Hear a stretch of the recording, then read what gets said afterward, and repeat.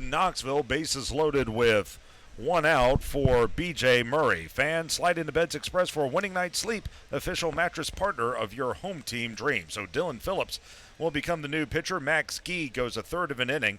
No hits. He has given up 3 runs to this point, all of which are earned. He walked 4, struck out none, and all the runners on base are his responsibility. Like I said, Phillips pitched well on Sunday against Columbus. He appeared in 2 innings, 2 shutout innings, 1 hit, no walks, and a strikeout. It was his first appearance as a Trash Panda this season. He's out of Kansas State, and he'll take over as Murray will come to the plate as the 8th man to bat in the inning. A former two-way player at Kansas State. Hit a lot of home runs there as a position player, but he's found his home on the mound in pro ball. So lefty on righty as Murray stands in. 2 walks and a run scored for him as the pitch is outside. It goes to 1-0. Phillips went to the same school as Trash Pandas legend Eric Torres, who led the Angels farm system with 20 saves back in 2022. Lefty on righty. And now Phillips will wheel towards second. There's a look at Dylan.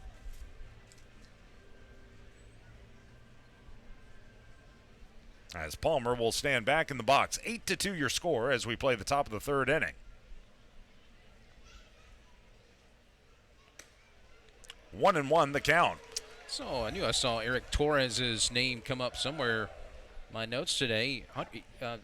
Luke Murphy with his strikeouts last night pushes him tied for 3rd in team history, 161 strikeouts. Rolled to short to his left. Mershon out there. Dylan Phillips comes in and gets exactly what Rocket City needed. A 6-4-3 double play. Good shovel by Mershon. Good turn by McCoy.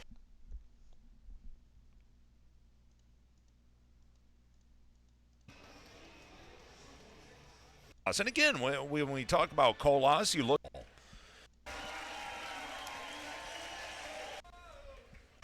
So still no one out in Venezuela. That's one way to describe it. It's one.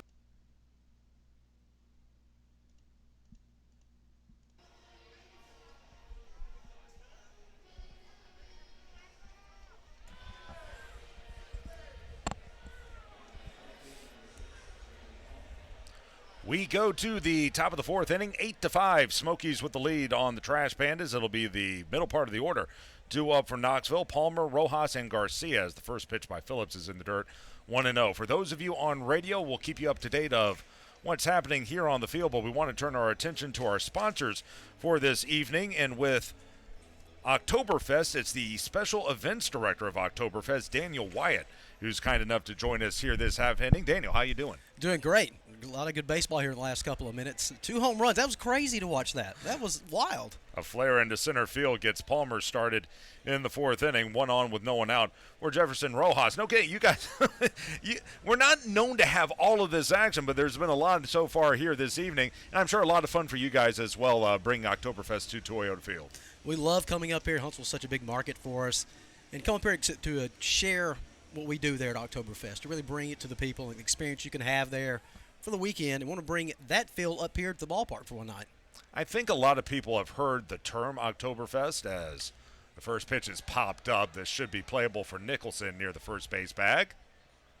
And he's got it for the first out of the 4th inning, but maybe not everyone knows everything about it. Tell us more about Oktoberfest and what it's about. Well, Oktoberfest there in Coleman starts off October 2nd on Thursday. We'll have the 4 o'clock opening, then 6 o'clock a parade. 6:30 will be the big opening ceremony, which is a traditional Oktoberfest, just like they have in Germany. If you haven't seen one of those yet or can't make it, don't have a passport to really go to Germany, we try to keep it as close as we can. So Oktoberfest is really a celebration about our German heritage, about where we came from, and really it's about bringing your family out, having a good time, seeing some great food, getting some great drinks with some good music, and just having an experience unlike any other you've had.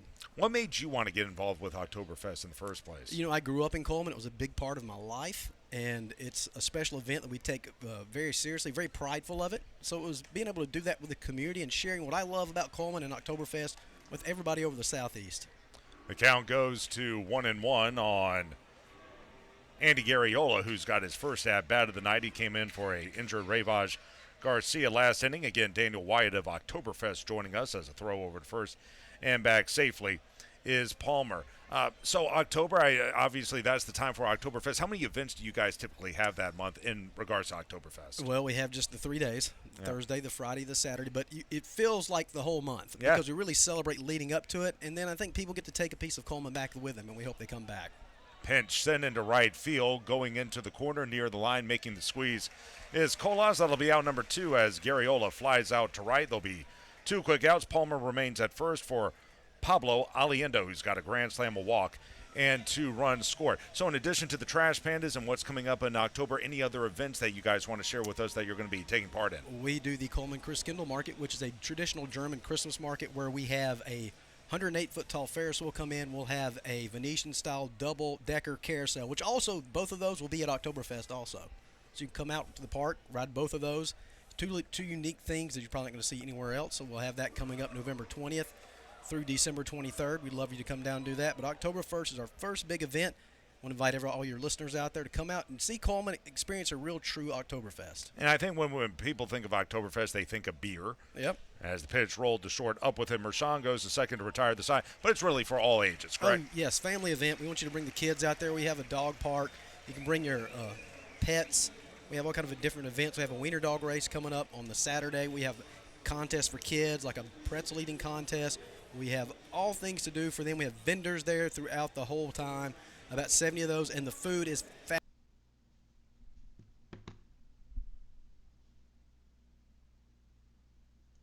So Powell, the former down that first base line, and you're done by 3 o'clock. Evan Nicholson, as he uses his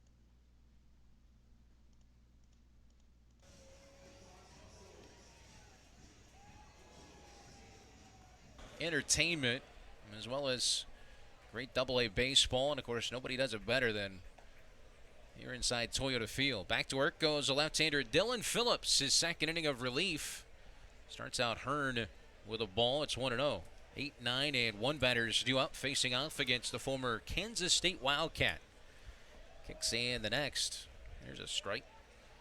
1 ball, 1 strike. Began the year with High A Tri-City, 2-3, a 3.35 ERA, saved 8 games, had 37 strikeouts in 43 innings, 31 total games. As Phillips misses high with that fastball at 91 miles an hour. Made 3 appearances with AAA Salt Lake as well this year. Had a 4.50 ERA, 7 strikeouts in 6 innings. Came to us as part of the 26 roster moves we've had in August. Mentioned the college ball, yeah. He was a 2-time All Big 12 second team selection as a hitter. 283, 13 home runs, 13 doubles, 44 RBIs, 8 stolen bases in 2022. How about that? Plus he had a 2.66 ERA in 16 appearances on the mound, a 2-2. And he goes full now, 3-2. Yeah, those days where pitchers only pitched and that's all they did, well, that's pretty much gone, especially at the amateur level. You got to be a heck of an athlete. Also was an academic All Big 12 first team selection as well. That pitch in, caught him on the handle of that bat. It's a foul ball. Kind of caught his finger, which is a part of the bat. So the count remains full here. Drafted by the Angels, 8th round in 2022. These guys are athletes. You get to this level of baseball, you probably were the best player on your high school football team, basketball team, baseball team. 3-2 payoff pitch. It's a call, 3rd strike. He got the call at the very top of the zone. I don't know if that was a strike necessarily to Hearn in his height, but according to our pitch tracks, it touched the top of the zone.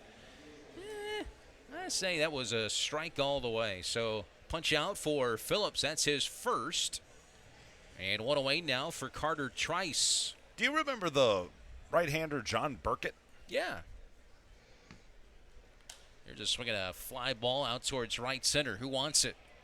Calabresi's there. He'll give way to Mr. 2-home run man so far tonight, Oscar Colas. He'll make the catch. So John Burkett, late in his career, pitched for the Braves when Dad was still working their games. Yeah. And he told my dad something that I thought was really, really interesting. He described pitching as akin to bowling because John Burkett was also a 300-game bowler. I think he bowled on the PGA or on the Professional Bowlers Tour or whatever they call that.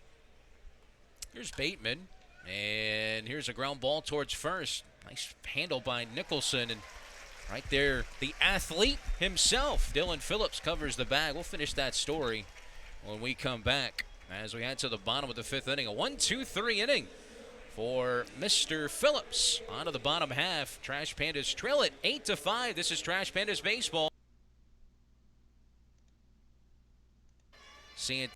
And Phil Plantier, one of the hitting crew. That was 101. To catch the ball.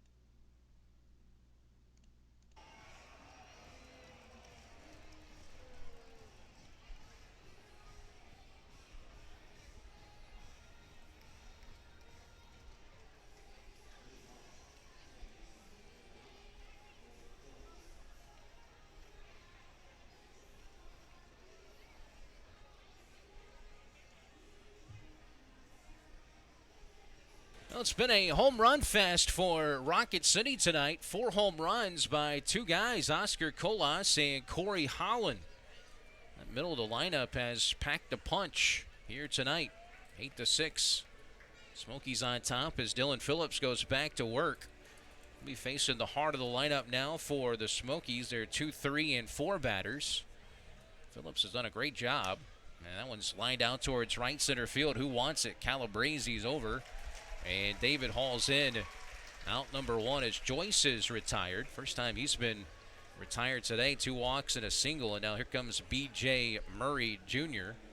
When you're in a game like this, a slugfest, you need someone to step it up on the pitching end of things and try to restore order. So far, that's what Phillips has done. And right now, Rocket City within 2. What you want now is a quick inning and just get the bats back up there. Climbed back to 8-6. After trailing by 6, got down 5-0, then down 8-2. Now it's 8-6. First pitch, a strike to B.J. Murray. He's walked twice and hit into a double play, and he couldn't hold his swing there. Yeah, he went around. That was a sinking fastball at 92 miles an hour from Phillips. Let's take a look at that check swing here. Yep. Broke those wrists. For strikeout number 2. Pitch down and in, went back to that changeup at 84. 1-2 on Murray. On deck is their right fielder, Jalen Palmer. The starter was Walber Urania, and it just was not his day. Allowed 4 runs, no hits, walked 4. Was an out away from getting out of that inning. He got back-to-back strikeouts with the bases loaded of Palmer and Rojas, but walked in a run, Garcia, and that was it. And the next batter, Pablo Aliendo, hit a grand slam home run off of reliever Nick Jones. And so all 4 runs scored. And, you know, you talk about baseball being a game of inches. If Urena gets that final out, or if Jones does not yield that home run, this is a very different ball game. No doubt. Urena's been really good this year, so don't judge tonight's outing on his season. The 3-2 pitch is fouled away down that right field line, making Phillips work. The Smokies team, they've been scuffling offensively, and they have taken advantage of the walks today. Only 3 hits. Trash Pandas have out-hit Knoxville 7-3, but they lead it 8-6. The line score is just it's a mess out there. 3-2. That's high, and that's ball 4. That's the first walk issued by Phillips. And unfortunately for Rocket City, that will be, as a team, their 10th strikeout of the ball game. The season high is 11.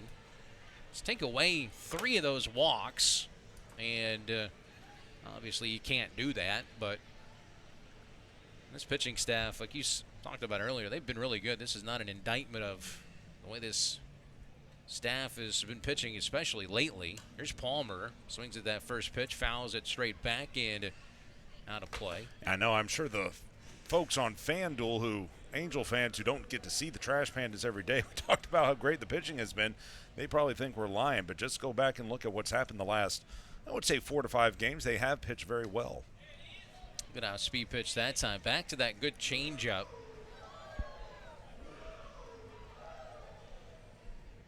You know, Phillips is a guy who wouldn't surprise me. Of course, like I said, who are we to determine what might happen in the future? He's 26 years old, but you can see him being a starting pitcher with the stuff that he has. He's built to give you some innings. Pitch foul back again. But kind of like Nick Jones, right? Left-hander, has some nasty stuff. If you have those two things working for you, you can probably find a job, but it almost seems better suited, especially at this stage, for him to come out of the pen. That's just my opinion, but you're right. If he's able to command his stuff and give you several innings, maybe they do give him a shot as a starter. And the 0-2 pitch now from Phillips. He'll check on Murray. He has 12 stolen bases on the season so far. Murray missed every game. Well, he hadn't played since August the 2nd. Hadn't played in this series or their last series at home. Got to go back to August 2nd at Chattanooga.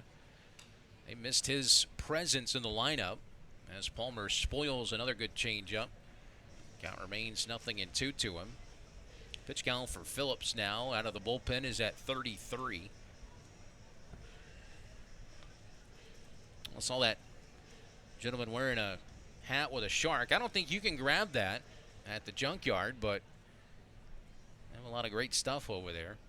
0-2 pitch on the way to Palmer again. This is low again with a changeup. ShopTrashPandas.com, where you can grab that hat that Dylan Phillips is wearing. That's the top-selling hat in all of minor league baseball. But wait, there's more. You can grab that jersey. That's the same jersey Logan O'Hoppe wore. 1-2 pitch. Could be a double play ball. Grounded towards second base. McCroskey. Mershon. Nicholson. 4-6-3 on the Twin Killing. And the Knoxville Smokies are turned away in the top of the 6th inning. A very well-turned double play up the middle, especially on that relay as Mershon slightly bobbled it. That'll send us to the bottom half of the 6th inning. We got ourselves a ball game here in Madison, 8-6. Rocket City trails it as we go to this bottom half of the 6th. This is Trash Pandas Baseball. We're back to the down that right field line system. Staying out there at second, grab and time. Really